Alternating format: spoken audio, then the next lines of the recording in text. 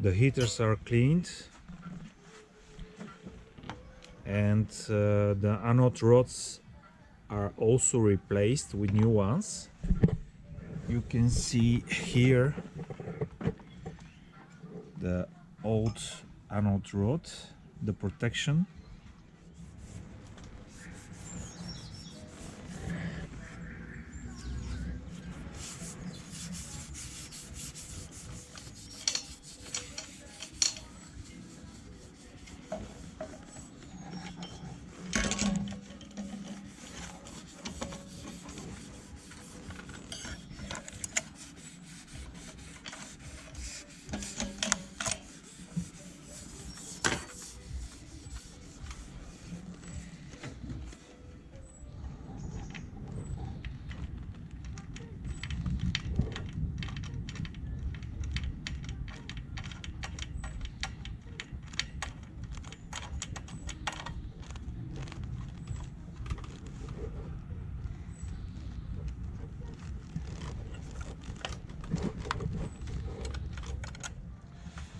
The control panel, the electronics and the heaters are already installed, and we are beginning with the real test.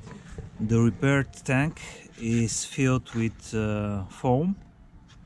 You have to be careful not to put too much of this foam. The top cover is repaired and already painted.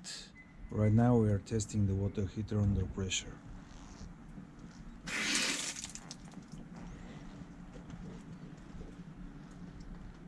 The control panel is blinking and it heats the water up to 80 degrees. I will leave it for a couple of hours. The tank is tested. Everything was fine. And if you want to drain it out, you have to open this flexible connection at the end of the process, because there is a lot of water in this tank and it cannot be fully drained without removing this small flexible connection. Make sure to cover this part, and that's it, guys. Thank you for watching. Bye bye.